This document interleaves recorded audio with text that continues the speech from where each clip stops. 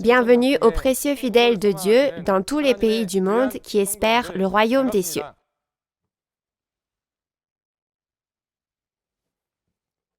Je suis Taeuk Yu, instructeur de Nouveau Ciel, Nouvelle Terre, Shincheonji, Église de Jésus. En ces temps difficiles que le monde traverse à cause de la COVID-19, je vous remercie de vous être rendu disponible avec un cœur aimant, la parole révélée de Dieu. Rendons la gloire et la grâce à Dieu qui nous a accordé toutes choses aujourd'hui.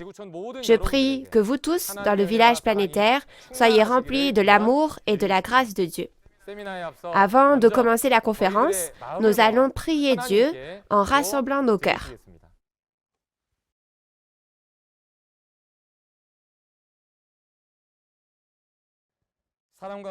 Dieu notre Père, qui est plein d'amour et de grâce, et qui est très saint et miséricordieux. Merci du fond du cœur de nous avoir permis de vivre une journée très précieuse aujourd'hui et de nous avoir donné une vie et un souffle précieux. En particulier, nous vous remercions sincèrement pour la grâce et l'amour qui nous ont conduits à la conférence ayant pour thème le témoignage sur la prophétie et l'accomplissement de l'Apocalypse, la nouvelle alliance de Dieu, en guidant nos pas avec l'amour de Dieu parmi tous les hommes dans le monde en ce moment. En ce temps le plus précieux parmi les 6000 ans d'histoire de Dieu, le Père Saint, où la parole de la prophétie de l'Apocalypse apparaît dans l'accomplissement physique, vous nous avez accordé la parole révélée à travers le pasteur promis, le messager porte-parole de Dieu.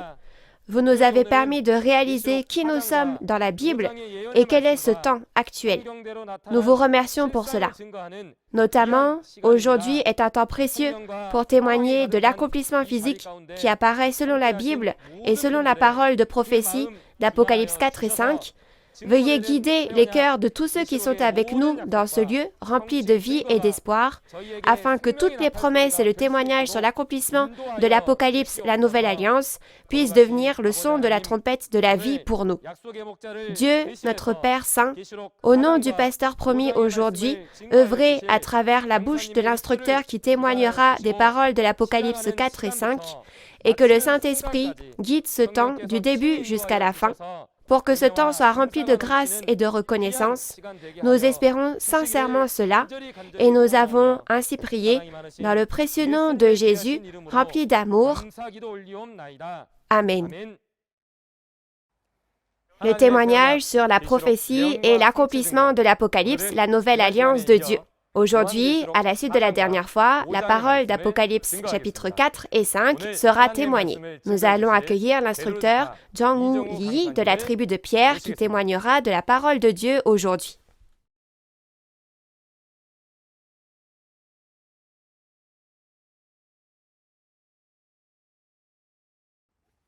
Chers religieux de chaque pays du monde entier qui espéraient le royaume des cieux et la vie éternelle, notamment les pasteurs chrétiens et les membres de la famille de la foi. Je suis ravie de vous accueillir. Je vous remercie infiniment d'avoir participé à la conférence biblique en ligne de Nouveau Ciel, Nouvelle Terre, Shincheonji. Je prie au nom de Jésus que tous ceux qui sont présents en ce moment soient remplis de la grâce et de l'amour de Dieu. Avant de commencer de prêcher la parole, permettez-moi de me présenter brièvement. Je suis Jang-woo Lee, un instructeur de la tribu de Pierre, de Nouveau Ciel, Nouvelle Terre, Shincheonji, établi au nom de Pierre, un disciple de Jésus. Je suis capable de prêcher la parole révélée et l'accomplissement physique des secrets du royaume des cieux parce que j'ai appris du président Mani Lee, président de Nouveau Ciel, Nouvelle Terre, Shincheonji, qui a reçu la parole révélée du ciel. Je n'ai pas mené ma vie de foi à Nouveau Ciel, Nouvelle Terre, Shincheonji depuis le début. Étant né chrétien, j'étais dans la dénomination presbytérienne. À l'église, j'ai fait beaucoup de bénévolat en pratiquant ma foi. Les valeurs que j'avais en pratiquant ma foi consistaient à bien vivre dans ce monde et à aller au royaume des cieux après la mort, et je n'avais pas de grands soucis ou d'inquiétudes concernant la foi. Mais un jour, une inquiétude m'est venue. En chemin, j'ai vu un tract. Même si vous croyez, si vous recevez la marque du 666 sur votre front et votre main droite, vous deviendrez un enfant du diable et irez en enfer. Au début, j'ai ignoré ces choses, mais avec le temps, j'ai commencé à avoir peur. Mais les gens m'ont dit de ne pas recevoir la marque de Satan, mais ils ne m'ont pas dit ce que c'était. Puis, un jour, sur la recommandation d'un ami, j'ai écouté la parole révélée de Nouveau Ciel, Nouvelle Terre Shincheonji et j'ai découvert de façon claire ce qu'était la marque du 666, ce dont j'ai été curieux pendant longtemps. De toute évidence, le témoignage du témoin qui a vu et entendu sur les lieux des événements au temps de l'accomplissement de l'Apocalypse était différent. Cette parole révélée qui témoigne selon le principe des 6 questions de base, quand, où, à qui et comment la marque du 666 a été donnée, et du résultat, était indéniablement biblique, certaine et claire.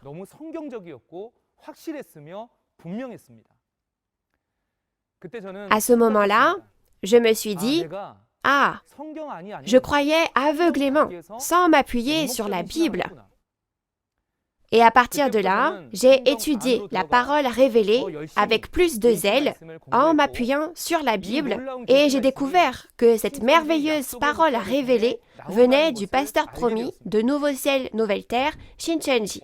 Êtes-vous curieux de savoir comment le témoignage de l'Apocalypse est donné par le pasteur promis de Nouveau Ciel, Nouvelle Terre, Shincheonji? Je crois que cela deviendra plus clair grâce à la parole témoignée d'aujourd'hui. À tous les membres de la famille de la foi qui espèrent le royaume des cieux, depuis combien de temps attendez-vous le second avènement du Seigneur et l'accomplissement de l'Apocalypse, la nouvelle alliance établie par le sang de Jésus aujourd'hui? Jusqu'à ce que cet Apocalypse soit accompli, personne ne connaissait le sens ni la réalité de cette promesse.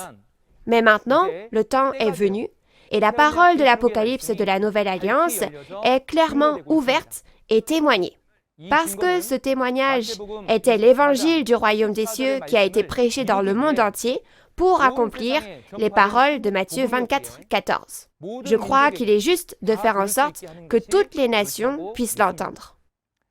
Alors aujourd'hui, j'espère que vous ouvrirez tous grand votre cœur et vous appuierez sur la Bible avec le même cœur que moi, que vous réaliserez et graverez l'Apocalypse dans votre cœur et deviendrez tous le peuple du royaume des cieux qui garde la nouvelle alliance sans ajouter ni retrancher. Concernant le témoignage d'aujourd'hui, puisque ce que le Seigneur a prophétisé en parabole est apparu dans la réalité telle que prophétisée, je vais témoigner clairement de cette réalité. Toutefois, en raison des risques de plainte pour diffamation, je vous ferai une explication résumée. De plus, je voudrais vous prévenir à l'avance qu'il se peut que nous dépassions légèrement le temps imparti. Merci de votre compréhension. Maintenant, je vais me diriger vers le tableau et prêcher la parole.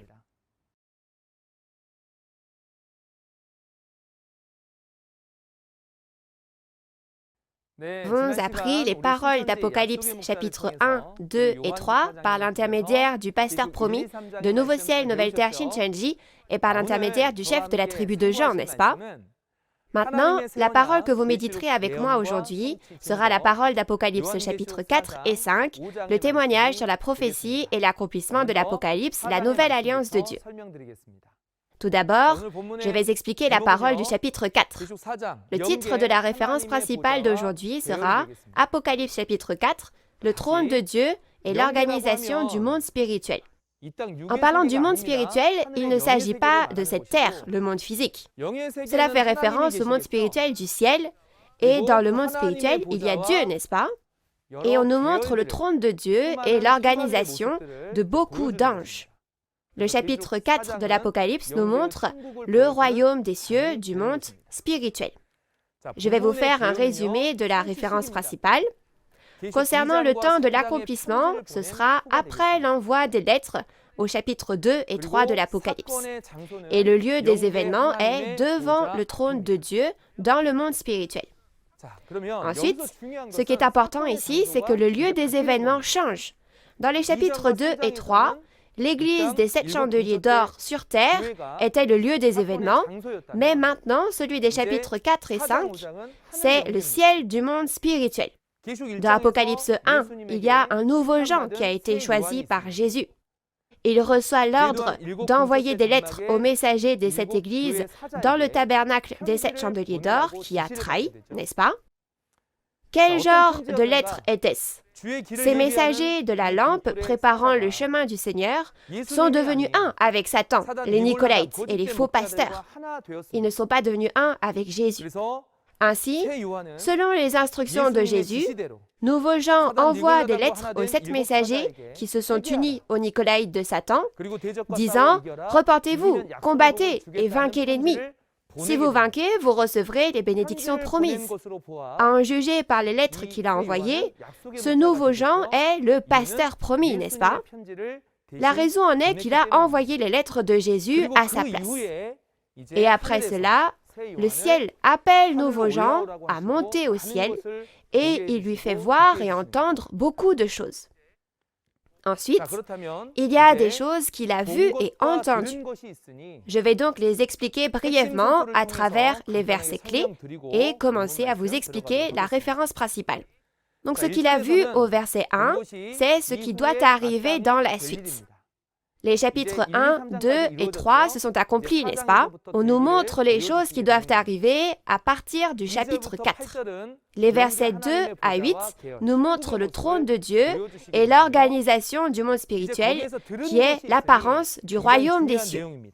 Il y entend quelque chose et ce qu'il entend est très important. C'est que Dieu et le royaume des cieux du monde spirituel de Dieu ne resteront pas pour toujours dans le monde spirituel au ciel, mais viendront bientôt sur cette terre. Alors, vous devez savoir quand, où, à qui ils viennent et quelles qualifications il faut avoir pour les recevoir, n'est-ce pas? J'espère que vous le réaliserez clairement aujourd'hui. Maintenant, lisons la parole d'Apocalypse 4, 1, et je vais vous expliquer la parole de la référence principale. Apocalypse 4, 1. Après cela, je regardais et voici, une porte était ouverte dans le ciel. La première voix que j'avais entendue, comme le son d'une trompette, et qui me parlait, dit « Monte ici, et je te ferai voir ce qui doit arriver dans la suite. » Amen. Vous avez bien lu. Il y a quelques points qui doivent être soulignés avant de passer à la référence principale. Il a dit « Après cela, je vis », n'est-ce pas? C'est la partie où il dit « Je vis ».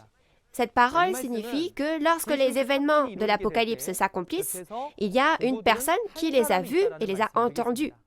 Bien sûr, il y a eu des choses que l'apôtre Jean a vues et entendues en vision il y a 2000 ans, mais même en ce temps de l'accomplissement physique où cette parole s'accomplit, lorsque les événements de l'Apocalypse s'accomplissent, il y a une personne qui a vu et entendu à côté le nouveau Jean, le pasteur promis.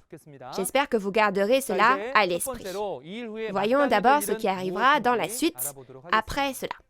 D'abord, après cela. Après cela signifie littéralement « après ces choses ». On peut dire donc qu'il y a eu un événement avant et que le prochain événement se produira après cet événement. La réponse est qu'il a envoyé des lettres dans les chapitres 2 et 3 de l'Apocalypse. Après cela, le prochain événement aura lieu maintenant. La raison pour laquelle après cela est si important ici est qu'après cela montre l'ordre des événements de l'Apocalypse. Dans l'Apocalypse, on voit 6 fois après cela, ce qui montre l'ordre des événements de l'Apocalypse.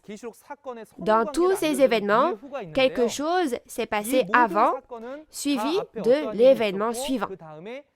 Si il est dit qu'il a vu les événements de tous les chapitres de l'Apocalypse, alors il doit être un pasteur qui peut vous faire connaître tout ce qui concerne après cela. Et il est dit, après cela, je vis une porte ouverte dans le ciel. Quel genre de ciel est ce ciel et quel genre de porte ouverte est cette porte? Ce ciel n'est pas un ciel physique. Il parle du monde spirituel. Quel genre de porte y a-t-il dans ce monde spirituel? C'est la ville sainte, la Nouvelle Jérusalem, dans le monde spirituel du ciel d'Apocalypse 21. C'est la ville du royaume des cieux dans le monde spirituel où se trouvent Dieu et Jésus et dont les pierres de fondation sont les 12 disciples de Jésus. Ici, il y a 12 portes, 3 à chacun des points cardinaux, au nord, au sud, à l'est et à l'ouest, et l'une d'elles a été ouverte et Jean y monte. Ainsi, la porte ouverte du ciel est la porte de la ville sainte, la Nouvelle Jérusalem, le royaume des cieux du monde spirituel. Et il y a quelqu'un qui lui dit de monter. Et il a parlé avec une voix comme celle d'une trompette. Alors, à qui appartient cette voix? Dans Apocalypse 1, verset 10, au début, Jésus a appelé Jean, n'est-ce pas? C'est donc la voix de Jésus. C'est pourquoi Jésus lui dit maintenant de monter dans le monde spirituel du ciel. Alors, il doit y avoir une raison pour laquelle il lui a dit de monter, n'est-ce pas? C'est pour lui montrer ce qui doit arriver dans la suite, c'est-à-dire les choses qui doivent arriver après elle. Alors, qu'est-ce que c'est? Cela veut dire qu'il va lui montrer les événements écrits dans Apocalypse 4 jusqu'à Apocalypse 22. Alors, Nouveau Jean a vu tous les chapitres 1, 2 et 3. Et si en plus de cela, il voit tous les événements de tous les chapitres 4 à 22, la seule personne qui voit et entend tous les événements de l'Apocalypse est Nouveau Jean.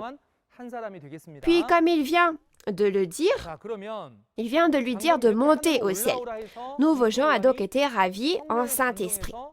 À partir du verset 2, il monte et voit le monde spirituel du ciel. La notion importante ici est de savoir qui est monté au ciel puis redescendu. Dans la Bible, beaucoup de personnes disent parfois qu'elles voient et parfois qu'elles montent au monde spirituel du ciel. Et certains prophètes qui l'ont vu en vision ont dû voir des choses dans ces visions. Mais il n'y a que 2 personnes dans la Bible qui sont réellement montées au royaume des cieux de Dieu dans le monde spirituel et sont redescendues. Qui sont-elles? Au temps du premier avènement de Jésus, c'est Jésus. Jésus a dit dans Jean 3, verset 13, que nul n'est monté au ciel sauf le Fils de l'homme qui est descendu du ciel. C'est pourquoi Jésus a dit qu'il est monté dans le monde spirituel du ciel et qu'il a vu et entendu toutes choses et que celui qui vient d'en haut, c'est-à-dire celui qui vient du ciel, témoigne de ce qu'il a vu et entendu. Et il dit que celui qui reçoit son témoignage certifiera que Dieu est vrai et sera scellé, c'est-à-dire qu'il en fera la propriété de Dieu. Ainsi, Dieu était avec le royaume des cieux du monde spirituel et Jésus a prêché la parole de Dieu en disant de se repentir, car le royaume des cieux est proche. Et puisque le royaume des cieux du monde spirituel est avec lui, les anges du ciel sont également avec lui. Ainsi, dans Jean 1, verset 51, nous pouvons voir que les anges de Dieu sont avec Jésus. Cependant, il y a 2000 ans, Jésus est ressuscité et est monté au monde spirituel du ciel. Mais il y a une personne que Jésus appelle à nouveau. Donc, cette personne ne peut pas être Jésus. Qui est-ce? C'est Nouveau Jean. Il y a 2000 ans, l'apôtre Jean a également eu une vision et a vu le monde spirituel du ciel, mais ce qu'il a vu n'était pas la réalité. C'est la même chose pour les prophètes de l'Ancien Testament, Ézéchiel et Moïse. Cependant, il est important de se rappeler qu'il n'y a qu'une seule personne qui est montée au ciel et est redescendue au temps du second avènement du Seigneur, c'est Nouveau Jean au temps de l'accomplissement de l'Apocalypse. Alors, seul ce Nouveau Jean a vu et entendu tout dans le ciel. Donc, le témoignage de cet homme qui a vu le royaume des cieux du monde spirituel du ciel sera vrai. Beaucoup de gens témoignent qu'ils sont montés au royaume des cieux et sont redescendus, mais si ce n'est pas selon la Bible et qu'ils n'ont pas vu ni entendu les événements de l'Apocalypse, alors ce n'est pas vrai. Puisqu'il est monté dans le monde spirituel du ciel, il voit forcément le trône de Dieu et son organisation, comme le titre d'aujourd'hui l'indique, n'est-ce pas? À quoi ressemble le monde spirituel du ciel? Vous n'y êtes jamais allé, n'est-ce pas? Il est très bien décrit dans Apocalypse chapitre 4. Ce serait bien si aujourd'hui, ne serait-ce qu'à travers la parole, nous pouvions aller voir le royaume des cieux du monde spirituel et redescendre. Donc je voulais schématiser de façon simple pour que ce soit simple à regarder. Et dans Apocalypse 21, il y a 12 portes ouvertes. Si l'on entre par ces 12 portes, on verra alors tous les aspects du royaume des cieux, dans le monde spirituel et du trône de Dieu. Il y a des personnages du monde spirituel qui apparaissent à ce moment-là. Il y a Dieu, les 24 vieillards, les esprits des 7 lampes et les 4 êtres vivants et la mer de verre. Je vais expliquer chacune de ces choses une par une. Tout d'abord, versets 2 et 3.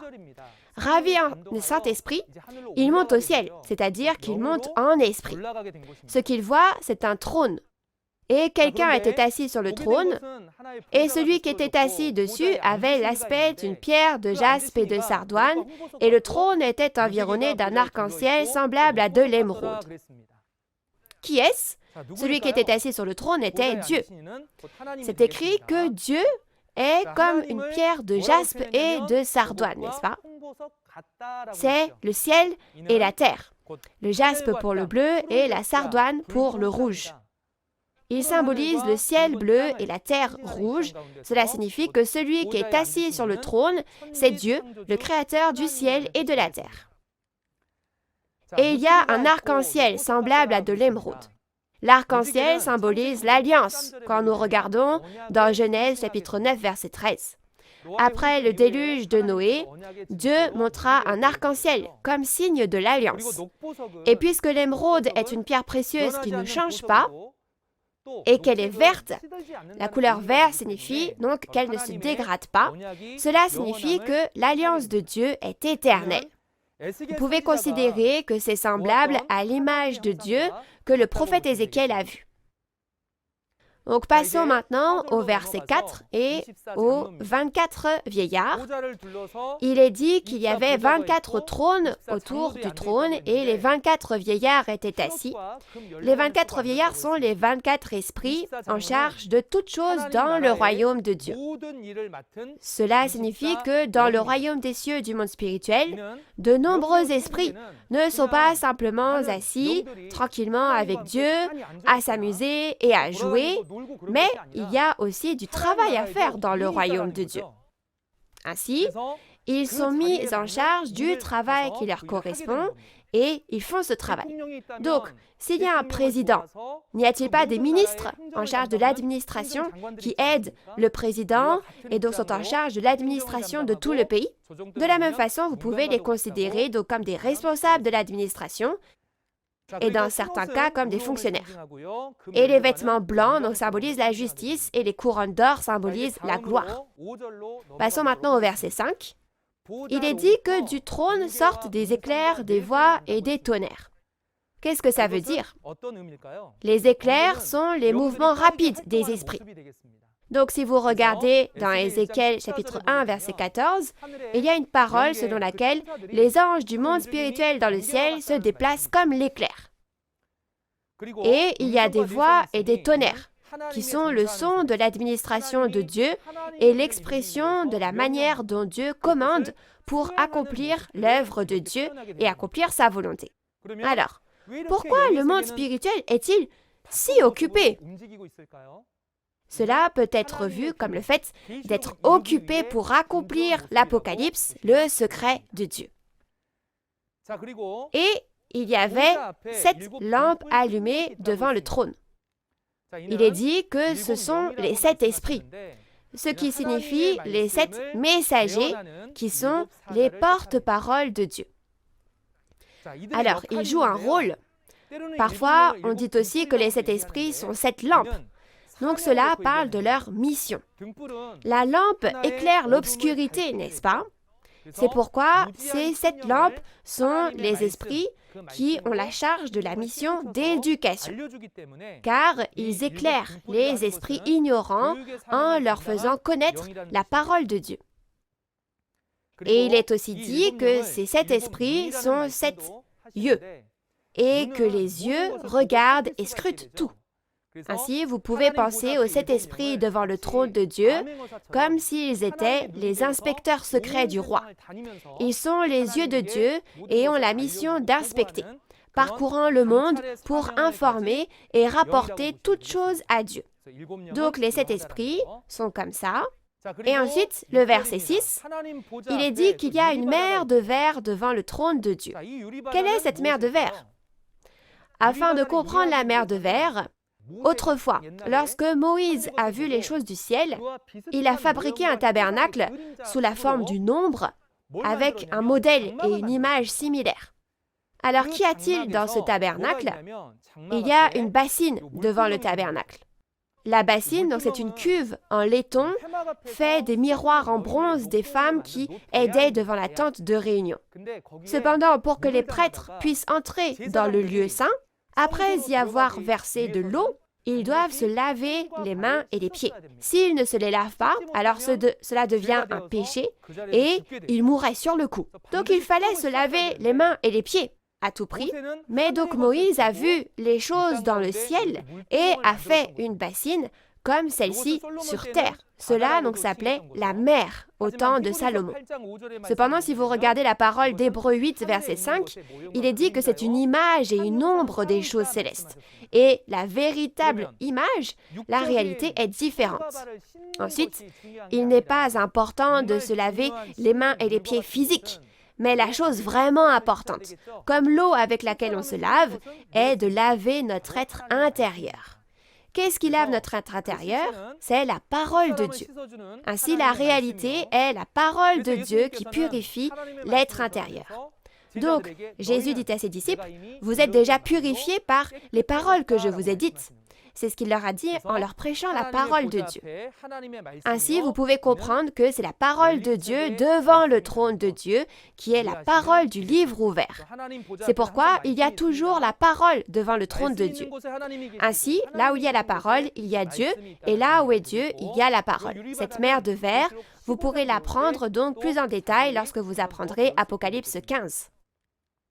Ensuite, il y a les 4 êtres vivants. Ils sont remplis d'yeux devant et derrière.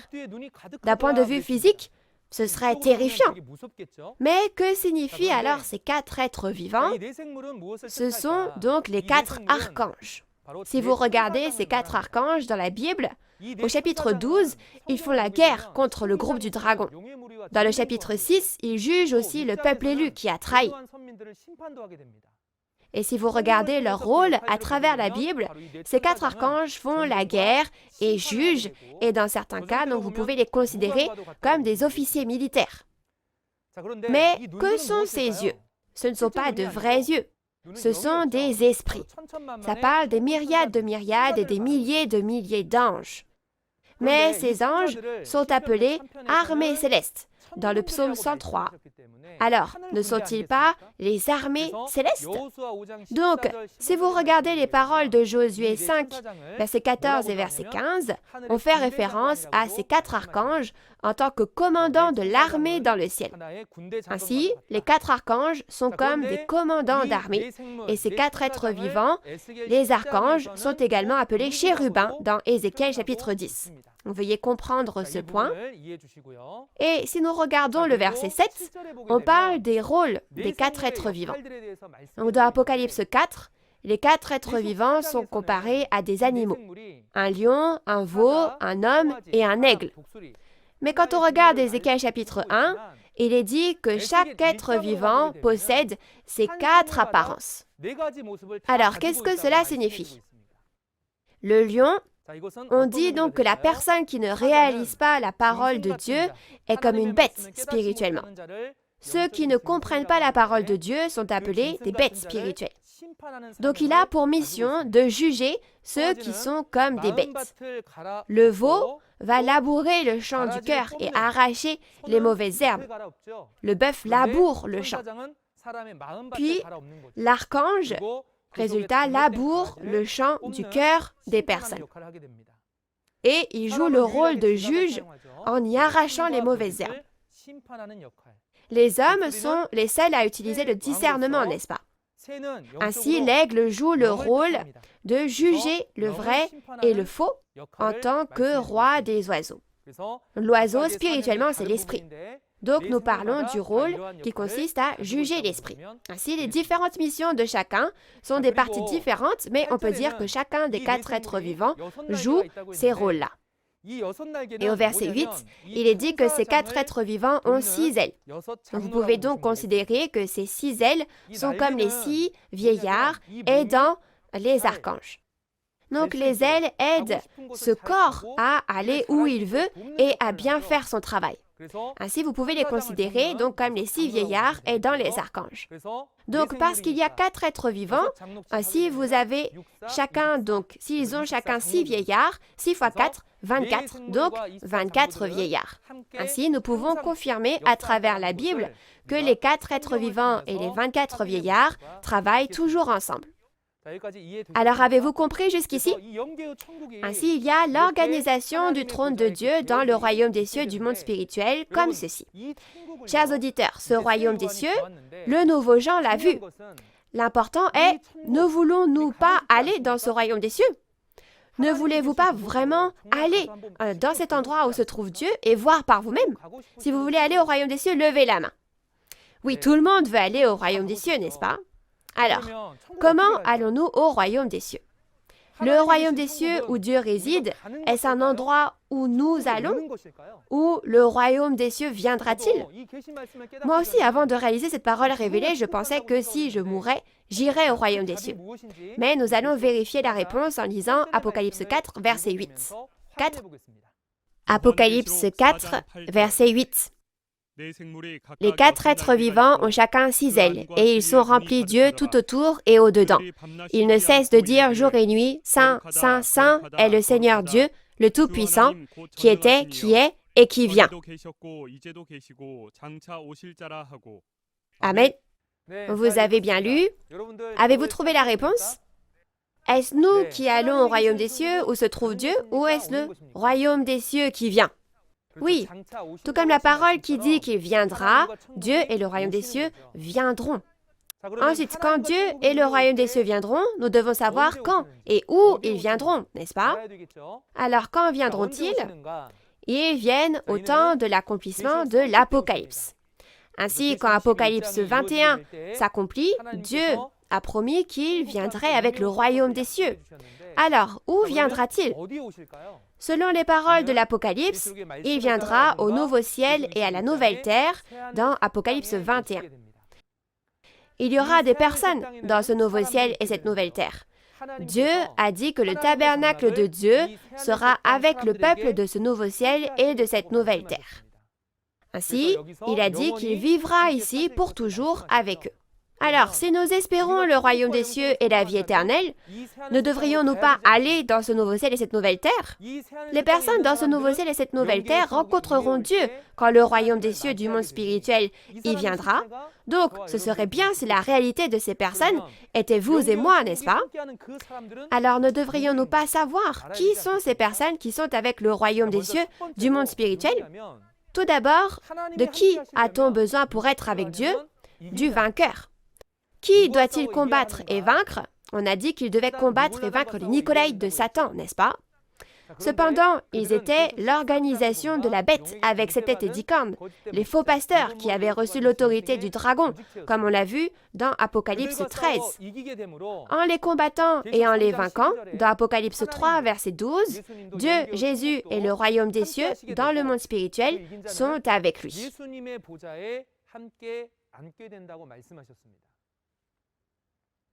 Donc il est dit que le vainqueur s'assiera avec Jésus sur son trône. Et maintenant que ce vainqueur a vaincu, il devient Israël et n'est pas le seul à vivre avec Dieu, mais il fera connaître à beaucoup de personnes. Ainsi, dans Apocalypse 7, il y a les 144 000 scellés des 12 tribus et la multitude en blanc. C'est pourquoi Dieu a dit qu'il dresserait sa tente sur les 12 tribus. Ainsi, Dieu viendra à ces 12 tribus qui sont avec le vainqueur. Dans l'évangile de Matthieu, ce sont les croyants comme des brebis. Ainsi, dans Jean 14, Jésus a dit qu'il allait préparer une place. Puis, Jésus qui a préparé une place, selon les paroles de Matthieu 25, 31 à 34, est venu sur son trône de gloire avec les anges et a rassemblé les personnes. Puis, il les sépare comme on sépare les boucs des brebis. Et à ce moment-là, il dit aux croyants semblables à des brebis d'hériter du royaume de Dieu préparé dès la fondation du monde. Alors, qui sont ces personnes? Quand on regarde dans Jean 14, verset 23, Jésus a dit que celui qui m'aime gardera ma parole et sera aimé de Dieu, et que lorsque Jésus viendra, il fera sa demeure chez lui. Finalement, les croyants comme des brebis sont ceux qui gardent les paroles de Jésus. Alors, qu'a dit Jésus? Il a dit que le royaume de Dieu serait donné au peuple de la nation qui porterait du fruit. Dans ce cas, lorsque ces paroles s'accomplissent, une nation qui porte du fruit doit apparaître, n'est-ce pas? Cette nation, c'est les 12 tribus de Nouveau Ciel, Nouvelle Terre, Shincheonji, qui portent du fruit chaque mois. Il est dit que le trône de Dieu sera avec les 12 tribus, comme promis dans Apocalypse 22. Alors, est-ce vrai que le royaume des cieux du monde spirituel est avec ces 12 tribus de Nouveau Ciel, Nouvelle Terre, Shincheonji? Vous voulez savoir, n'est-ce pas? Alors, pour que Dieu soit vraiment avec nous, les hommes ne devraient-ils pas être à l'endroit où Dieu viendra avant que Dieu ne vienne? Alors, que devons-nous faire pour savoir si c'est vraiment le lieu où Dieu viendra? Pour le savoir, nous devons comprendre la raison pour laquelle on lui a montré le royaume des cieux du monde spirituel. Dieu et Jésus ont montré aux nouveaux gens le royaume des cieux du monde spirituel du ciel. La raison pour laquelle Dieu lui a montré était de créer le royaume de Dieu pour que Dieu vienne sur cette terre. C'est pourquoi Jésus, qui est monté au ciel et descendu, a essayé de créer le royaume de Dieu sur cette terre. Et la raison pour laquelle il est monté au monde spirituel du ciel et a vu les choses du ciel, selon la volonté de Jésus aujourd'hui, ce n'est pas seulement pour les voir, mais pour créer le royaume de Dieu sur cette terre. Comment ce royaume doit-il être créé? Jésus a dit dans le Notre Père que ta volonté soit faite sur la terre comme au ciel. Ainsi, il y a environ 3500 ans, Dieu a montré à Moïse les choses du ciel et lui a dit de construire un tabernacle sur cette terre. Alors Moïse l'a fait, et il y a 2000 ans, Jésus a également vu ce que Dieu lui a montré, l'a fait et en a témoigné.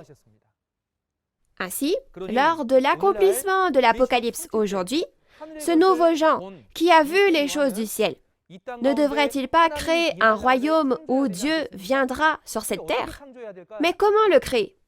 Ce qu'il a vu est le royaume des cieux du monde spirituel.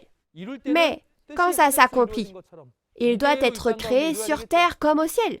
Alors, le royaume où le nouveau Jean, le vainqueur, se trouve sur cette terre, doit être construit tel que l'organisation du trône de Dieu, comme si c'était estampillé, n'est-ce pas?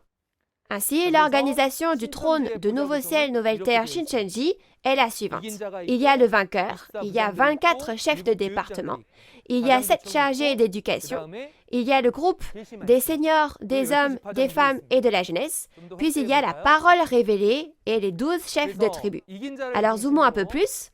Ainsi, autour du vainqueur, à travers le vainqueur qui est avec Dieu, Jésus et le royaume des cieux du monde spirituel, la parole de Dieu est délivrée.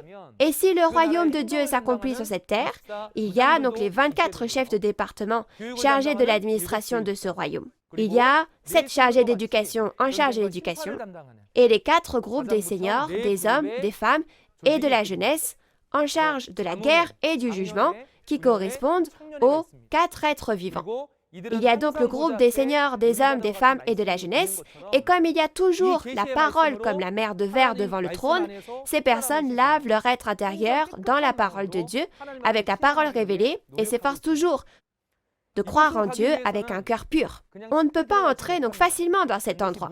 Vous devez entrer par les portes et ces portes sont les 12 chefs de tribu. Ainsi, les 12 chefs de tribu sont 12 portes et chaque tribu porte du fruit et cela devient la réalité qui porte du fruit chaque mois. Alors, en soi, qu'est-ce que c'est? C'est bien le royaume et l'organisation créés sur cette terre pour que Dieu puisse venir. Alors, y a-t-il un endroit dans le monde qui a été créé ainsi, à l'image du ciel? Aujourd'hui, les 12 tribus de Nouveau Ciel, Nouvelle Terre, Shincheonji sont créées de cette manière. Et si je vous montre seulement un dessin comme celui-ci, vous n'allez pas comprendre, n'est-ce pas? Donc, je vais donc vous montrer une photo de la réalité. Voici donc la réalité de l'organisation du trône des 12 tribus de Nouveau-Ciel, Nouvelle-Terre, Shincheonji.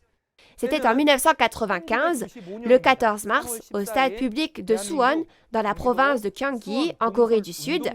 12 tribus ont été créées le même jour, à la même heure, et 7 chargés d'éducation et 24 chefs de département ont été établis. Et ici, en se levant tous, ils ont prêté serment devant Dieu. Donc, de cette façon, le trône des 12 tribus de Nouveau-Ciel, Nouvelle-Terre, Shincheonji a été formé. Nouveau-Ciel, Nouvelle-Terre, Shincheonji a été fondé le 14 mars 1984 et environ 10 ans plus tard, les personnes se sont rassemblées pour constituer le trône et à partir de ce moment, Nouveau-Ciel, Nouvelle-Terre, Shincheonji a connu un essor rapide. Ainsi, beaucoup de personnes sont entrées par les 12 portes en suivant la parole de vérité, n'est-ce pas?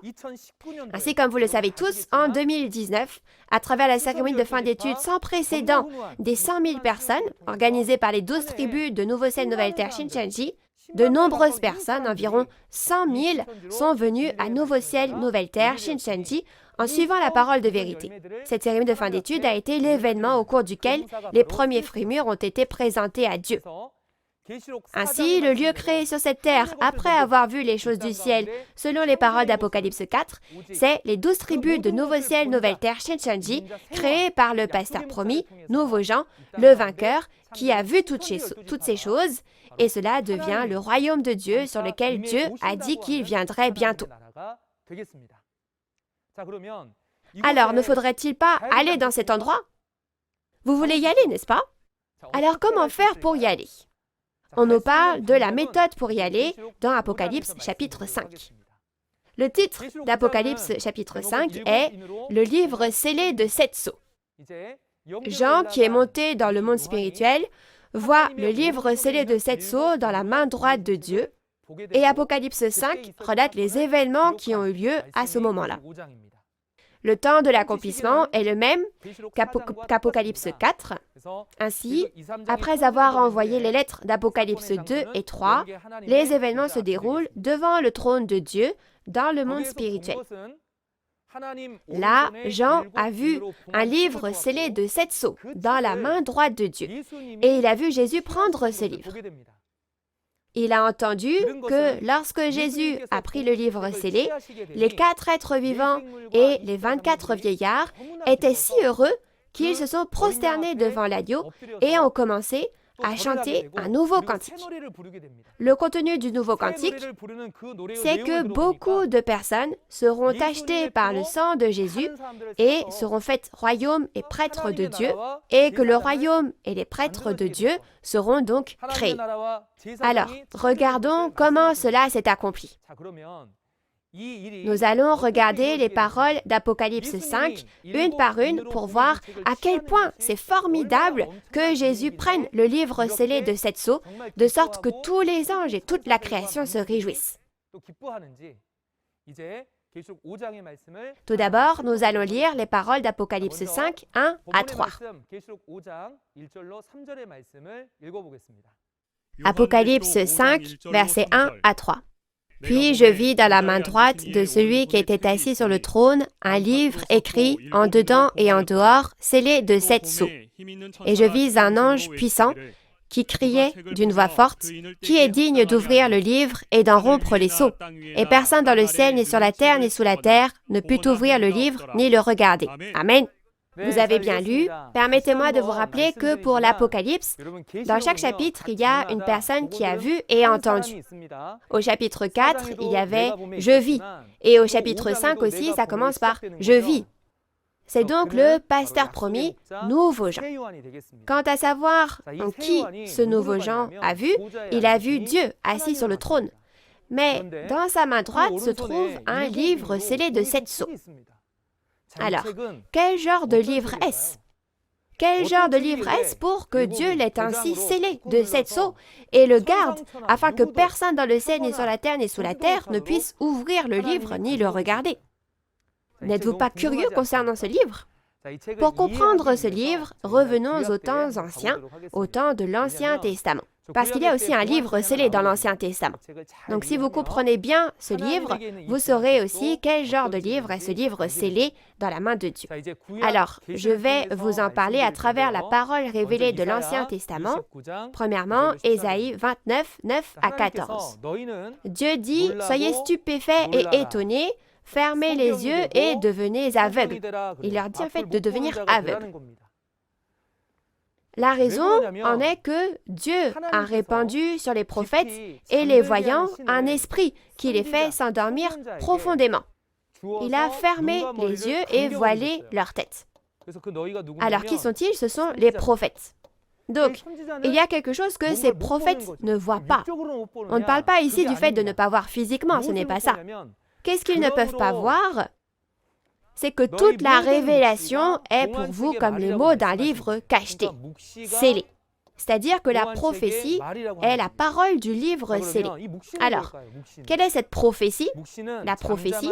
En caractère chinois, le mot prophétie est composé des caractères pour silencieux et montrer. Cela signifie donc montrer quelque chose implicitement. Mais la vraie forme de ces choses n'a pas été montrée. À qui? Aux prophètes. Alors, quand les choses futures sont montrées aux prophètes, ce n'est pas en fait sous leur vraie forme, mais ce sont des visions qui leur sont montrées, n'est-ce pas? Ainsi, comme ces choses sont écrites telles quelles, même les prophètes ne savent pas ce que cela signifie. Ainsi, la prophétie nous dit ce qui se passera dans le futur. C'est donc une prophétie. Comme les choses à venir ont été montrées sous la forme de prophétie et comme elles étaient écrites telles quelles, c'est devenu un livre scellé dont on ne comprenait pas la signification.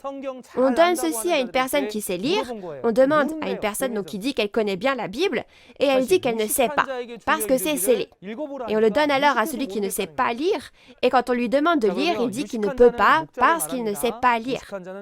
Alors celui qui sait lire, c'est le pasteur. Ceux qui ne savent pas lire, ce sont les membres de l'Église, mais finalement, personne ne sait. Alors qui sont ceux qui sont devenus aveugles? Ce sont ces personnes. Dans ce cas, si vous ne savez pas, vous devez dire que vous ne savez pas. Mais ce qui se passe, c'est que certains pasteurs expliquent les paroles des prophéties de Dieu avec les commandements des hommes. Le résultat de l'explication avec les commandements des hommes, c'est quoi? Ils disent avec leurs lèvres, « Seigneur, Seigneur ». Avec leur bouche, ils sont proches, mais leur cœur est éloigné. Où demeure Dieu? Dans le cœur, n'est-ce pas? Donc, le cœur de Dieu viendra à l'homme, mais comme ce cœur est éloigné de Dieu, résultat, ce qui fait vivre une vie de foi qui n'a rien à voir avec le salut, ce sont les commandements des hommes, parce que c'est complètement différent de la volonté de Dieu. Alors la question est, Dieu gardera-t-il ce livre scellé pour toujours et c'est fini? Non. Selon Habakkuk 2, versets 2 à 3, le livre scellé de Dieu, cette prophétie, a un temps fixé et elle s'accomplira forcément au temps fixé. Donc Dieu accomplira forcément son plan, ça veut dire.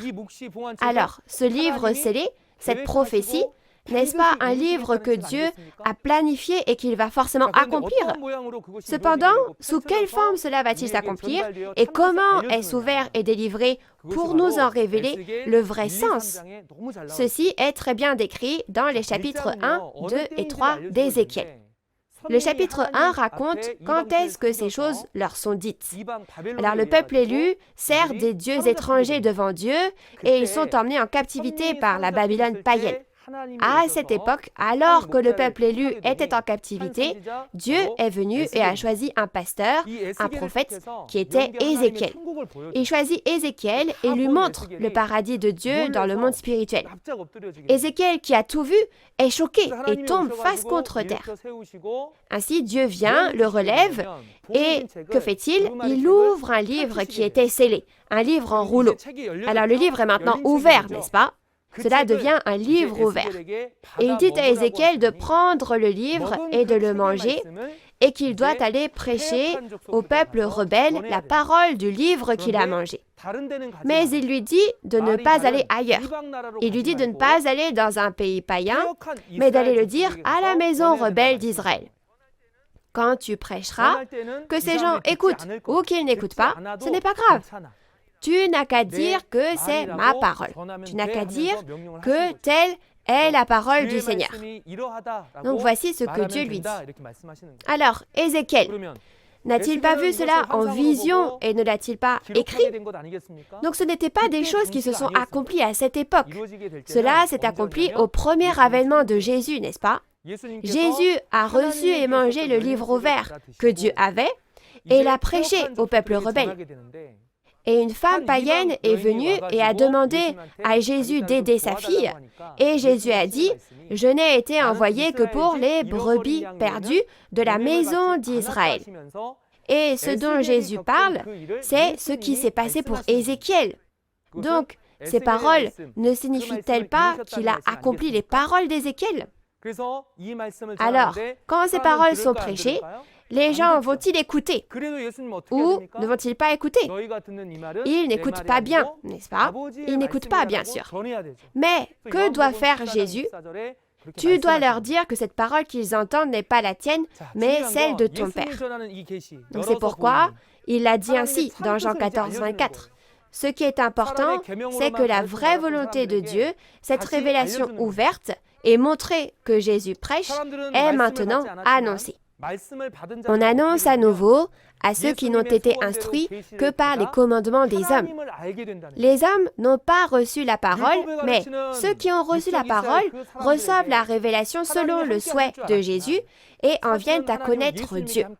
Nous pensions que Dieu serait avec ces gens de l'Israël physique qui enseignaient la loi, mais en fait, Dieu était avec Jésus, n'est-ce pas? Donc c'est ce que l'on apprend. Alors, que se passe-t-il lorsque vous apprenez à connaître Dieu? Dans Jean 17,3, il est dit que la vie éternelle est de connaître le seul vrai Dieu et Jésus-Christ qu'il a envoyé. Connaître Dieu vous donnera la vie éternelle. Pourquoi? Si vous savez où est Dieu, vous irez là où se trouve Dieu, bien sûr. Par conséquent, la prophétie de ce livre scellé est dévoilée et entendre les paroles du pasteur qui a reçu les paroles du livre ouvert, c'est recevoir la révélation et c'est entendre la parole de Dieu. Et en connaissant Dieu, on obtient la vie éternelle. C'est donc très important, n'est-ce pas? C'était donc le processus de la révélation de l'Ancien Testament. Alors maintenant, revenons à aujourd'hui. À l'époque du second avènement du Seigneur, il y a un livre scellé de 7 sceaux dans la main droite de Dieu. Quel genre de livre est-ce? Quel genre de livre était-ce pour que Dieu le cache ainsi? Il est dit que ce livre était scellé de 7 sceaux. Donc il était caché, n'est-ce pas? Ce qui est scellé, c'est la prophétie. La prophétie. Alors, lequel des 27 livres du Nouveau Testament est le livre prophétique? Oui, c'est l'Apocalypse de Jean, n'est-ce pas? Mais elle est cachée. Elle est cachée avec quoi? Elle a été montrée à l'apôtre Jean il y a 2000 ans dans une vision, c'est-à-dire sous une forme différente. Comme il a écrit les choses telles qu'il les a vues, ces choses donc sont bien sûr écrites en parabole. Donc Dieu a scellé de 7 sceaux l'Apocalypse de Jean, caché en parabole, et l'avait avec lui. Donc quand on regarde dans Matthieu 13, versets 10 à 15, Jésus aussi, pour cacher les secrets du royaume des cieux, il a parlé en parabole, n'est-ce pas? Donc Jésus n'a pas fait ça tout seul, mais 1000 ans auparavant, Dieu, dans Psaume 78, verset 2, avait dit qu'il fallait parler ainsi. Alors, qu'est-ce qui peut bien être caché dans cet Apocalypse de Jean pour que Dieu l'ait caché ainsi? C'est la parole secrète de Dieu à accomplir. Alors, qu'est-ce que Dieu essaye d'accomplir?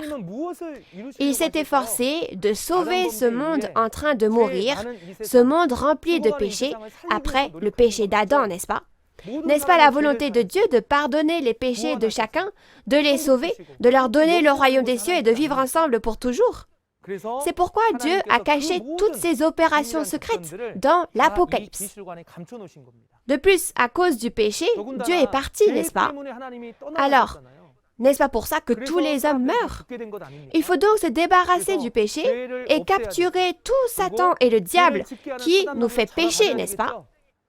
Ainsi, en ce temps de l'Apocalypse, il est écrit qu'il y a la guerre, et Dieu a même écrit ses plans de combattre et de vaincre Satan, le diable, et de l'attraper et de l'emprisonner dans l'abîme. Donc, il ne faut pas que Satan et le diable sachent ces choses et les interprètent comme ils veulent, n'est-ce pas? Et ils ne doivent pas non plus interférer. C'est pourquoi Dieu l'a bien caché. Vous comprenez? Donc, laissez-moi vous poser une question ici. Nouveau Jean est monté dans le monde spirituel et a vu un livre dans la main droite de Dieu. Et ce livre, c'est l'Apocalypse de Jean. Donc ce ne sont pas de vrais livres comme nous avons nous, bien sûr. Qui donc a écrit ce livre que Dieu a et comment est-il écrit? Si nous regardons les paroles d'Ésaïe 14, verset 24, Dieu a même juré qu'il accomplirait sûrement tout ce qu'il a décidé et résolu. Alors, tout cela sera accompli au temps de la fin. Et qui a écrit ce livre? Il a été écrit par Dieu lui-même, qui doit accomplir cette promesse.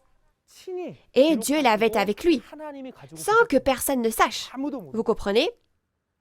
Alors, c'est écrit que personne dans le ciel, ni sur la terre, ni sous la terre ne pouvait ouvrir le livre ni le regarder. Donc, ça veut dire que c'est vrai que personne ne sait, n'est-ce pas? Et donc, il faudrait dire qu'on ne sait pas alors, n'est-ce pas? Mais dans Ésaïe 29 aussi, que ce soit ceux qui savent lire ou ceux qui ne savent pas lire, personne ne savait, n'est-ce pas? Cependant, tout comme ils ont expliqué avec les commandements des hommes à l'époque, aujourd'hui aussi, chaque pasteur a donné une interprétation de l'Apocalypse. Mais le problème, c'est que c'est différent. C'est différent. Le problème, c'est que c'est différent. C'est pourquoi la Bible dit qu'il ne faut jamais ajouter ni retrancher à l'Apocalypse, parce qu'elle sera accomplie sans ajouter ni retrancher. Mais si vous l'enseignez de manière incorrecte en y ajoutant ou en y retranchant, vous serez confus lorsque vous recevrez ce qui s'est réellement accompli. Vous ne pouvez pas comprendre la vraie parole de Dieu, n'est-ce pas? Ce serait donc un péché très grave. C'est pourquoi Jésus a même averti qu'une telle personne ne pourra pas aller au royaume des cieux et qu'elle recevra les fléaux. Mais même quand Jésus a dit les choses ainsi, il y a des pasteurs qui interprètent cet apocalypse comme ils veulent. Ainsi, certains pasteurs appellent ce livre scellé un acte de propriété pour un terrain. Certains pasteurs appellent ces 4 êtres vivants les 4 évangiles. Nous avons vu Apocalypse chapitre 4, n'est-ce pas? Les 4 créatures, n'étaient-elles pas des archanges? Mais c'est peut-être parce que les nombres devant sont les mêmes, donc ils disent que les 4 êtres vivants sont les 4 évangiles. Chers auditeurs, les êtres vivants sont, tels que leur nom l'indique, des êtres vivants. Les évangiles sont des livres qui prêchent la bonne nouvelle. En quoi des livres et des êtres vivants se ressemblent-ils? Ce n'est pas correct, n'est-ce pas? Donc c'est ce qu'on appelle ajouter et retrancher. C'est enseigner quelque chose qui est faux. De plus, le fait de ne pas enseigner l'Apocalypse en soi, c'est également retrancher. Alors, chers auditeurs, nous devons bien apprendre et bien comprendre pour pouvoir témoigner correctement, n'est-ce pas? Donc il est dit que Jean pleurait beaucoup de ce que personne ne fut trouvé digne d'ouvrir le livre ni de le regarder. Pourquoi a-t-il pleuré?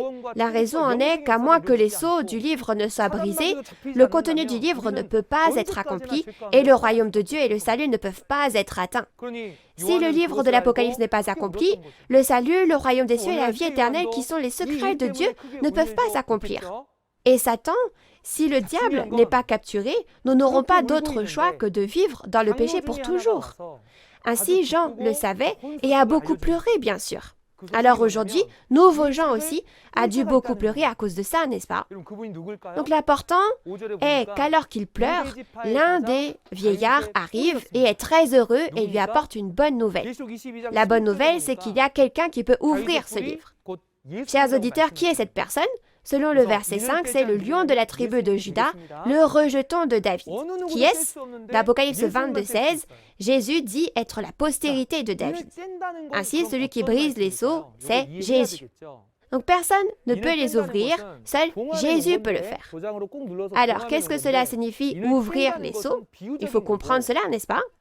Ouvrir les sceaux, c'est quand c'est scellé en ayant apposé un sceau et qu'on ouvre les sceaux. Donc c'est une parabole en réalité. Cela signifie que la parole promise est cachée en parabole, n'est-ce pas? Alors maintenant, la parole promise s'accomplit, n'est-ce pas? Quand ce sera accompli, la réalité apparaîtra. Cela apparaît donc dans la réalité. C'est cela la révélation, n'est-ce pas?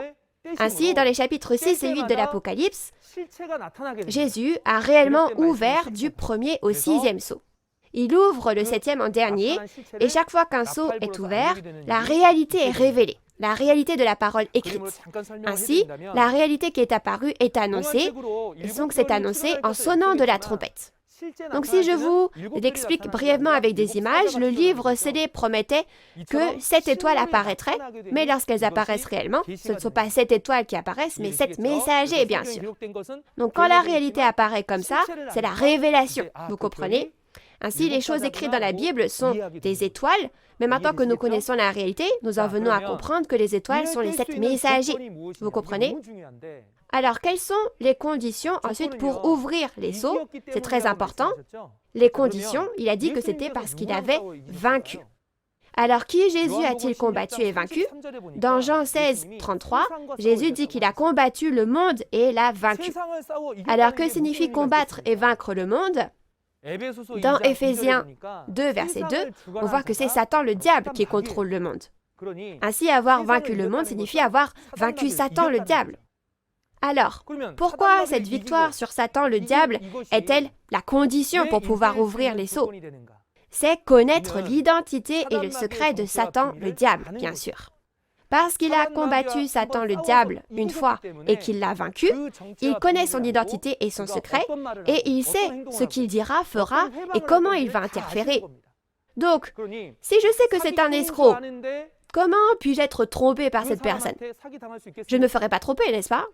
De plus, comme les gens qui ne savent pas qui sont des escrocs se font tromper, si on va leur dire, ils comprendront et ne seront plus trompés par les escrocs, n'est-ce pas?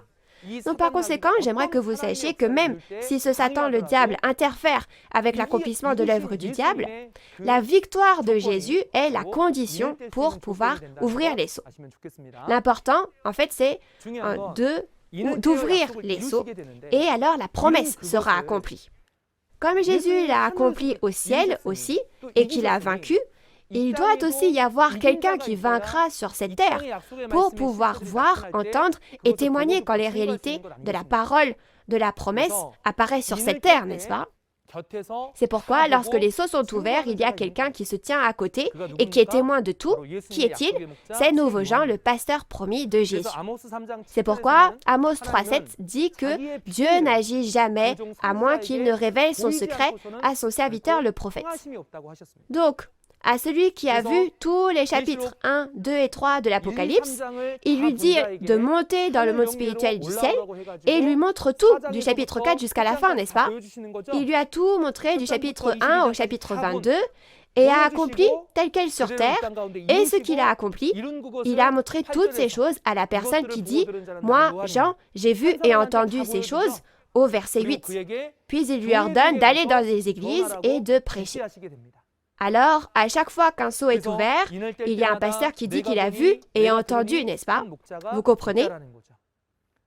Donc, à travers ce pasteur, nous devons tous recevoir le témoignage. Maintenant, alors, réfléchissons à la façon dont cette parole nous est transmise à travers le processus de délivrance de la révélation. Celui qui peut briser les sceaux, ouvrir les sceaux, c'est Jésus, n'est-ce pas? Jésus, le véritable agneau, est venu et a pris le livre de la main droite de Dieu qui était assis sur le trône, n'est-ce pas? Qui ça? Jésus. Puis, Jésus a reçu le livre de la part de Dieu pour faire quoi? Pour en ouvrir les sceaux. Alors, combien cela est important? Ce verset 7, c'est très important. Il y a une célébration dans le ciel. Pourquoi? Parce que cela marque le début du processus de délivrance de la révélation. Nous connaissons les paroles d'Apocalypse 1:1. Donc c'est la révélation de Jésus-Christ, n'est-ce pas, que Dieu lui a donnée. Alors, Dieu ne lui donne-t-il pas quelque chose? Qu'est-ce qu'il lui donne? Ce que Dieu donne, c'est un livre scellé. Et celui qui le reçoit, c'est Jésus, n'est-ce pas? C'est donc la révélation de Jésus-Christ. Pourquoi? Parce que c'est Jésus qui a reçu le livre scellé et l'a ouvert. Alors que Dieu lui a donné pour montrer à ses serviteurs les choses qui doivent arriver bientôt. Donc ce sont les événements de tous les chapitres 1 à 22. À qui sont montrées les choses qui doivent arriver bientôt? Donc c'est pour les montrer aux serviteurs l'ange a été envoyé au serviteur Jean pour l'instruire. Alors, la révélation doit être délivrée. Et qui en est le point de départ? Au début, donc, elle était avec Dieu, puis elle doit passer à Jésus pour que ça commence, n'est-ce pas? Donc, c'est pourquoi il est si important pour l'agneau de prendre le livre de la main de Dieu. Alors, regardons de plus près à travers les images. Il y avait un livre scellé de 7 sceaux dans la main droite de Dieu, et Jésus a pris le livre scellé. Alors, Jésus va accomplir le livre en ouvrant les sceaux un par un, n'est-ce pas? Et lorsque le livre s'accomplit, il s'ouvre. Donc, toutes les réalités accomplies sont apparues, comme promis. Mais selon la parole qui dit que l'ange a été envoyé à Jean pour montrer le livre à ses serviteurs, quand on regarde au chapitre 10 de l'Apocalypse, au chapitre 10, l'ange apporte le livre et le donne à manger à qui? Il le donne à manger à Jean, n'est-ce pas? Ainsi, après avoir ouvert le livre scellé dans les chapitres 6 et 8, Jésus donne le livre ouvert à l'ange dans le chapitre 10. Et maintenant, l'ange ne doit pas le garder pour lui-même, n'est-ce pas? Ne devrait-il pas le donner au serviteur Jean? Donc, aujourd'hui, la parole est donnée à nouveau Jean, et que fait Jean? Il reçoit et mange le livre et doit prophétiser à nouveau à de nombreux peuples, nations, langues et rois. Pourquoi? Puisque tout le monde reçoit les commandements des hommes. Il faut enseigner à nouveau. Donc, il y aura des gens qui écouteront la parole, n'est-ce pas? La parole est prêchée à toutes les églises. Alors, tous ceux qui reçoivent la parole vont-ils au royaume des cieux? Deviennent-ils tous les serviteurs? Non. Les serviteurs sont ceux qui gardent la parole de Dieu. Ainsi, délivrer cette révélation aux serviteurs fait référence aux personnes qui ont entendu la parole parmi beaucoup d'autres personnes, l'ont acceptée et sont sorties. Donc, si vous regardez Apocalypse 14 et 7, cette révélation de Jésus, ceux qui l'ont reçue de Jean, ont entendu la parole, ont été moissonnés et scellés. Ces personnes des 12 tribus, ce sont eux, en fait, la réalité des serviteurs. Vous comprenez? Donc, de cette façon, c'est le processus de délivrance de la révélation. Vous devez recevoir la révélation pour connaître Dieu, et vous devez connaître Dieu pour avoir la vie éternelle. Donc, la chose importante ici, c'est que ce livre a été donné à manger à une seule personne, nouveau Jean. Alors, de qui tous les hommes devraient-ils recevoir la parole? Pas de Dieu, Jésus et les anges. Si vous regardez le processus de délivrance de la révélation, comme promis, Dieu, Jésus et les anges sont des esprits, n'est-ce pas? Et nouveau Jean est une chair, bien sûr. Ce livre n'a été donné à manger qu'à Jean, n'est-ce pas? Par conséquent, on ne peut recevoir le témoignage de ce livre que de la part de Jean. C'est pourquoi ce Jean, qui a reçu toutes les paroles de la volonté de Dieu, c'est sa mission de prêcher les paroles de ce livre. C'est sa mission de prêcher ce qu'il a vu et entendu. Et le fait que tout le monde reçoive la parole révélée de la part de Jean, ça, c'est la foi qui tient la promesse de Dieu. Vous comprenez? Donc, nous devons avoir la foi qui tient la promesse.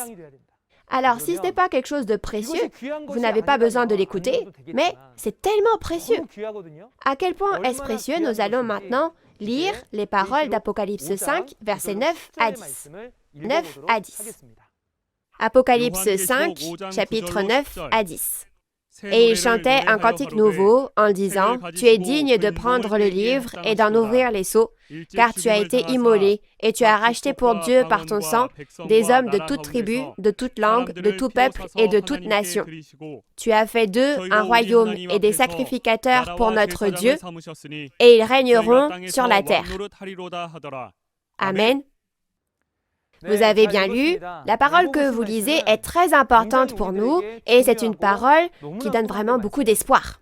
Puisque Jésus a vaincu, il a pris le livre de la main de Dieu et quand il en ouvre les sceaux, que se passe-t-il? Beaucoup de personnes sont achetées avec le sang de Jésus et sont sauvées et le royaume et les prêtres de Dieu sont créés et règnent sur cette terre. C'est un contenu vraiment extraordinaire. Donc, chers auditeurs, qui doit absolument écouter ce contenu? Ce sont les pasteurs chrétiens du monde entier. Parce que maintenant, l'œuvre du salut par le sang de Jésus est enfin accomplie. Nous avons chanté beaucoup de louanges sur le pouvoir du sang du Seigneur.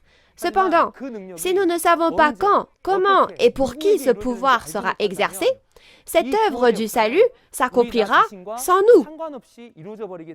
Toutefois, de nombreuses personnes seront sauvées si les pasteurs écoutent et comprennent les paroles de l'Apocalypse et en informent leurs membres.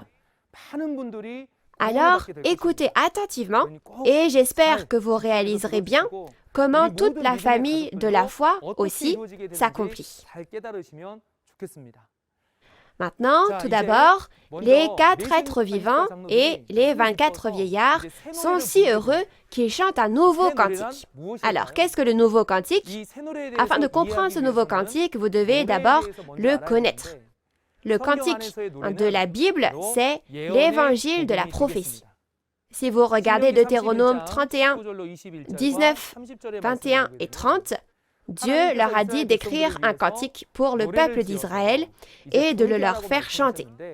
Donc de la même façon, c'est l'évangile de la prophétie parce qu'il a informé de ce qui se passera à l'avance et en fait un cantique à chanter. Alors, si le cantique est la prophétie, qu'est-ce que le nouveau cantique? Le nouveau cantique est un nouveau chant.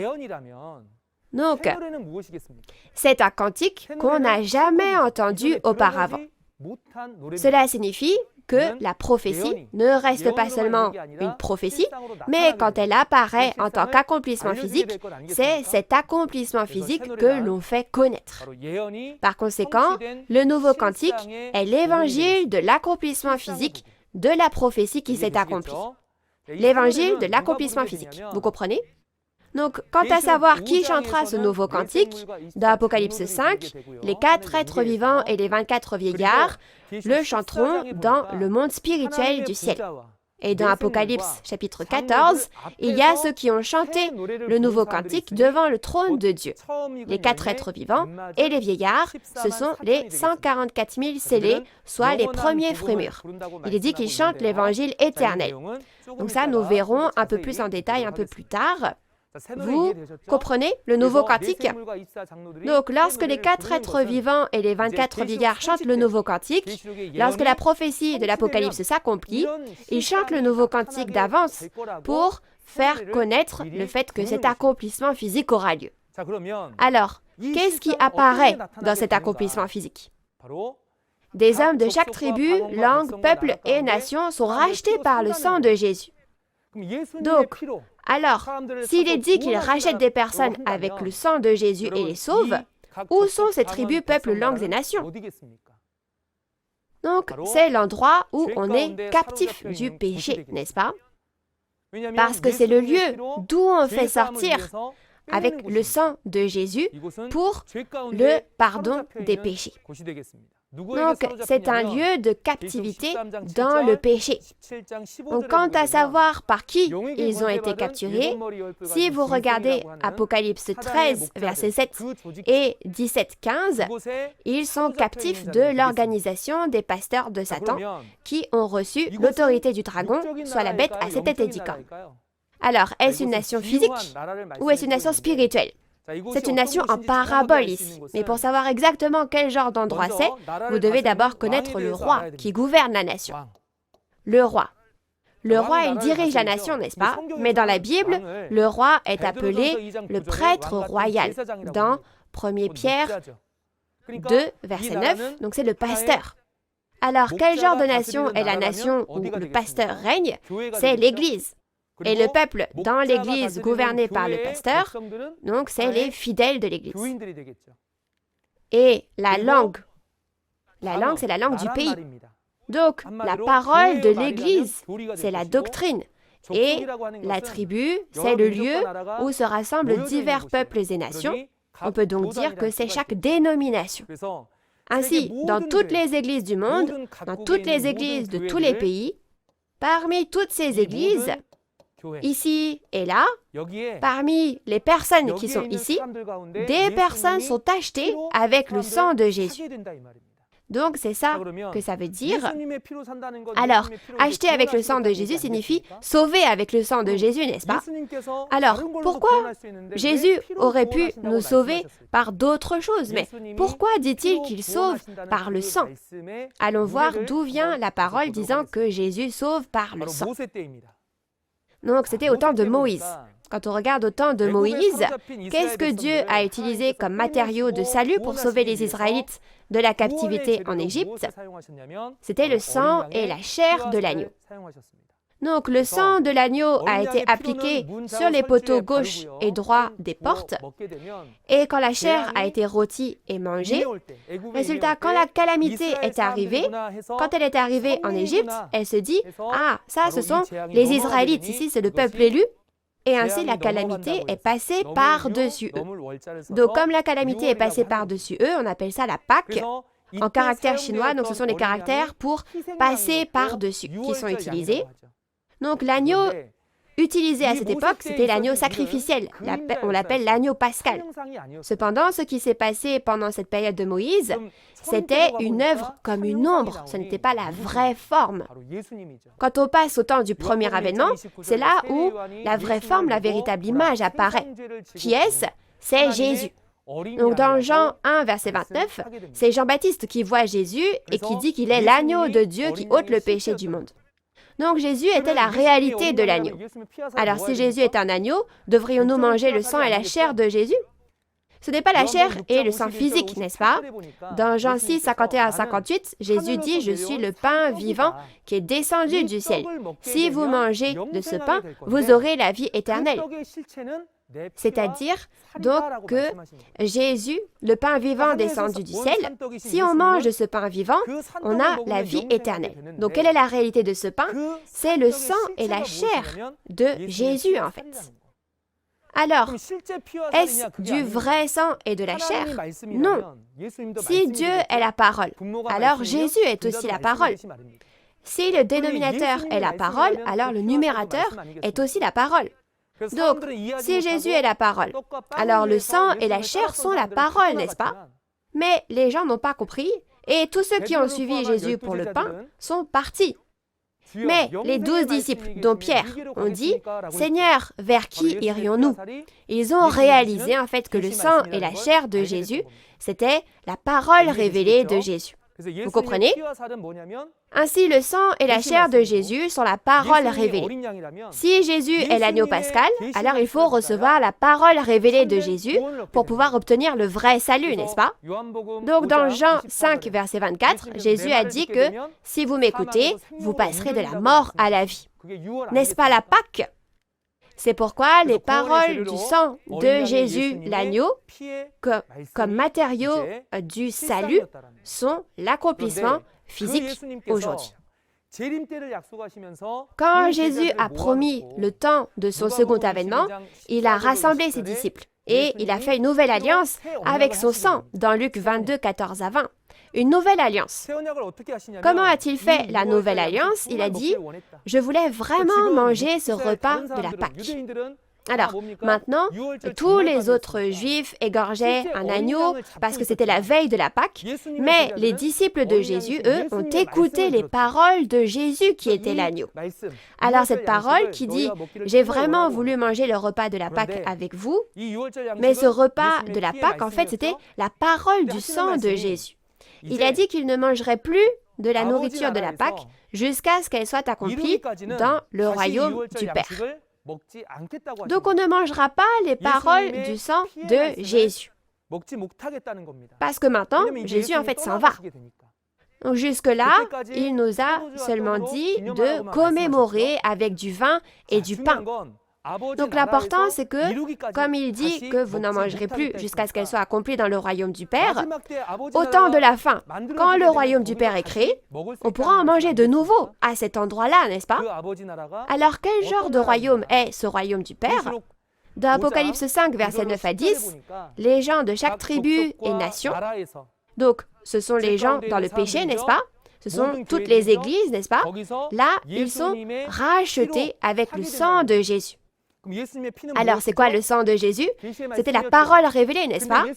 Mais qui donne la parole révélée de Jésus-Christ? C'est de nouveaux gens qui la délivrent selon le processus de délivrance, n'est-ce pas? Et que fait-il avec cette parole révélée? Il va donc maintenant acheter ces personnes. Donc, vous devez savoir à quel point les paroles de la révélation de Jésus témoignées par nouveaux gens sont précieuses. Ces paroles sont les paroles du sang de Jésus qu'il a promis de donner au temps de la fin. Et avec la parole révélée, les personnes sont rachetées au prix du sang pour créer le royaume et les prêtres de Dieu. De cette façon, le royaume du Père, où il avait dit qu'on mangerait de nouveau la Pâque, s'accomplit. Vous comprenez?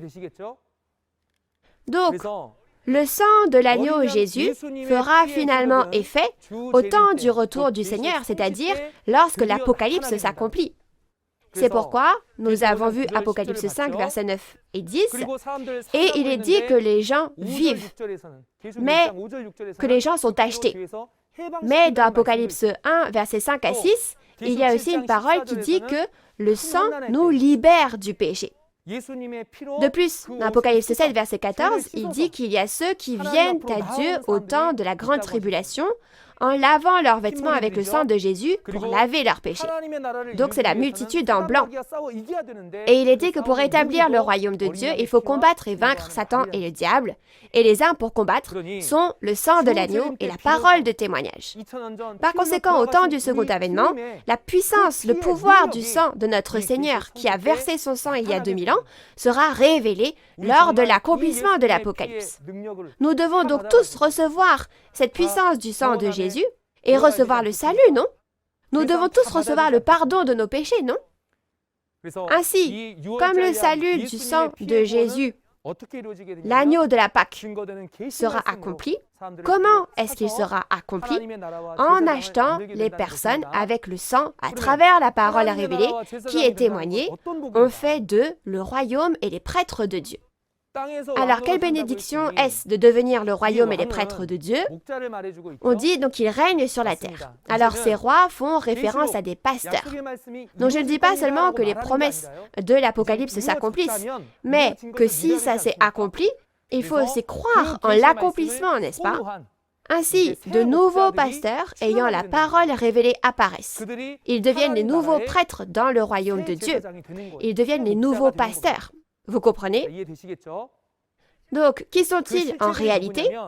Ce sont les 144 000 personnes des 12 tribus du nouveau royaume qui sont moissonnées et scellées, comme on le voit dans les chapitres 14 et 7 de l'Apocalypse. Alors, quelle en est la preuve? C'est que seules ces personnes chantent le nouveau cantique. C'est l'évangile de l'accomplissement physique de la parole promise, soit l'Apocalypse au temps du second avènement du Seigneur. Donc la prophétie de l'Apocalypse et l'évangile de l'accomplissement physique sont le nouveau cantique que seuls les 144 000 peuvent apprendre et chanter devant le trône de Dieu, devant les 4 êtres vivants et les vieillards. Ces personnes sont les 12 tribus. Vous comprenez? Donc de cette façon, nous avons appris comment s'accomplit le salut du sang de Jésus, l'agneau pascal, et quelle est sa réalité. De cette façon, je vais maintenant résumer les paroles des chapitres 4 et 5 de l'Apocalypse. Donc comme nous l'avons vu au chapitre 4, il n'y a qu'une seule personne qui est montée dans le monde spirituel du ciel et qui en est revenue. Par conséquent, il n'y a qu'une seule personne sur terre qui peut faire le royaume des cieux sur terre, comme cela a été fait au ciel. Il est dit que le livre scellé que Dieu avait, Jésus l'a pris et en a ouvert tous les sceaux à travers les chapitres 6 et 8, et que ce livre ouvert, il l'a donné ensuite à Jean, à travers l'ange, pour qu'il le mange, et la parole révélée que seul Jean a mangée devient la parole du salut du sang de Jésus et sauve beaucoup de personnes. Alors aujourd'hui, nous devons recevoir le témoignage de la parole de ce sang. Ne serait-ce pas le seul moyen pour nous d'être sauvés? Ainsi, il n'y a qu'un seul nouveau Jean qui pouvait prêcher cette parole révélée. Alors que devrions-nous faire? Nous devons devenir les croyants qui croient et gardent la parole telle qu'elle est. Donc ceci conclut les chapitres 4 et 5 et la prochaine fois, nous verrons Apocalypse chapitre 6. Jésus ouvrira les sceaux parce qu'il a maintenant pris le livre. Et si vous allez au chapitre 6, les sceaux sont ouverts et la réalité apparaît à chaque fois qu'il s'ouvre. Donc j'espère que vous vérifierez ce qu'est cette réalité la prochaine fois. Chers pasteurs du monde entier et famille de la foi, nous sommes actuellement dans une grande tribulation. Le monde est dans une situation très difficile. Cependant, dans cette tribulation, Dieu n'a pas perdu sa miséricorde et dans Apocalypse 7, verset 14, il a dit qu'il sauverait la multitude en blanc de la grande tribulation par le sang de Jésus. Où se rassembleront-ils après avoir été sauvés? Dans Apocalypse 7, versets 9 à 10, il est dit qu'ils viennent à Dieu qui est assis sur le trône et à l'agneau. Alors, ils deviennent un avec Dieu, n'est-ce pas? Oui. Alors, que devons-nous faire dans une situation difficile, comme en ce moment? Nous sommes un. We are one. Premièrement, vous devez devenir un avec Dieu. Pour ce faire, nous devons laver nos péchés avec le sang de Jésus et être sauvés. Ce sang est la parole révélée de Jésus aujourd'hui. La parole révélée vient du pasteur promis qui a reçu et mangé le livre ouvert dans Apocalypse 10. Alors, qu'est-ce que nous devrions faire? Nous devrions d'abord devenir un avec la parole de l'Apocalypse. C'est devenir un avec Dieu, n'est-ce pas? Alors qui devrait devenir un en premier? Si c'est la parole révélée de Jésus-Christ, tous les pasteurs et fidèles de l'Église chrétienne qui croient en Jésus ne devraient-ils pas devenir un avant toute autre religion? Et ensuite, les gens de toutes les autres religions et les peuples de toutes les nations aussi deviendront un. Ça, c'est la véritable paix. À la fin du livre de l'Apocalypse, l'ennemi de Dieu, le diable, est emprisonné et le royaume des cieux où Dieu règne est promis.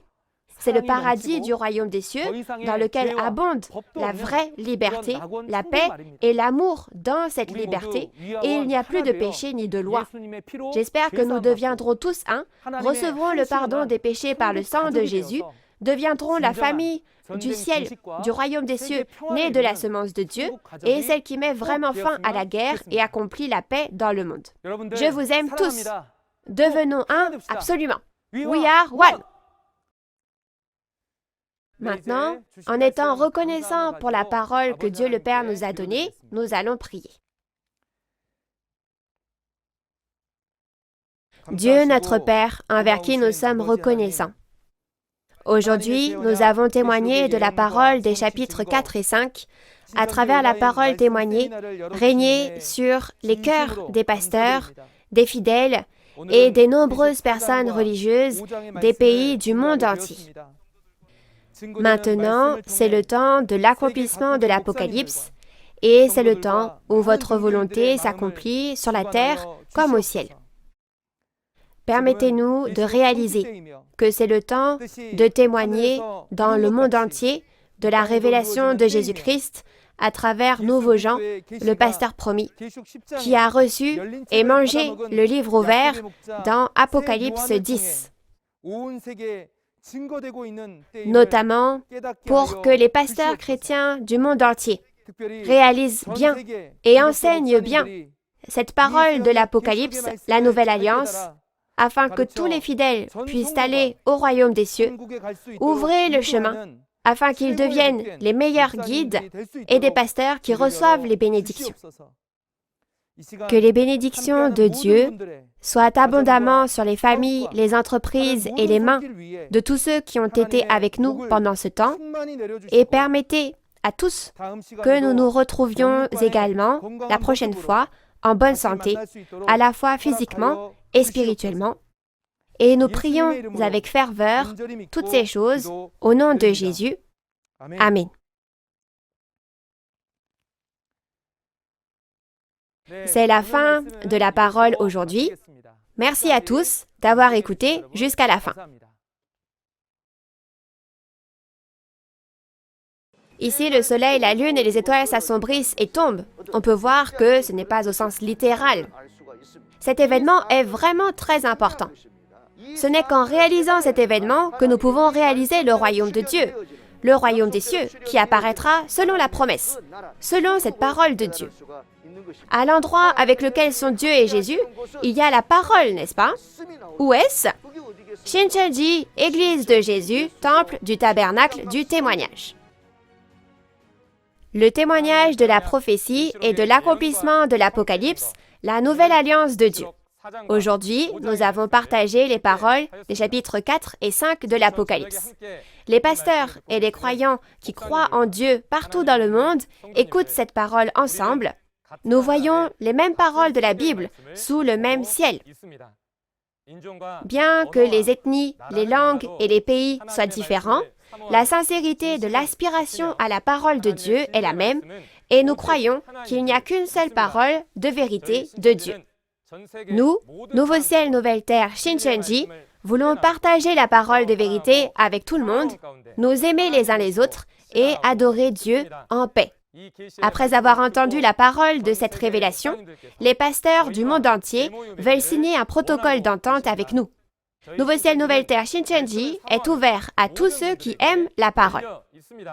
Les pasteurs qui souhaitent signer un protocole d'entente avec nous via cette conférence peuvent nous rejoindre à tout moment en nous contactant par email ou par téléphone. Enfin, je voudrais exprimer ma sincère gratitude aux pasteurs et aux membres du monde entier qui ont illuminé ce troisième temps de témoignage de la prophétie et de l'accomplissement de l'Apocalypse, la nouvelle alliance de Dieu.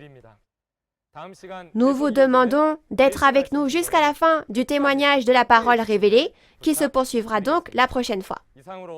C'est la fin du programme aujourd'hui et nous allons faire la prière que le Seigneur nous a enseignée.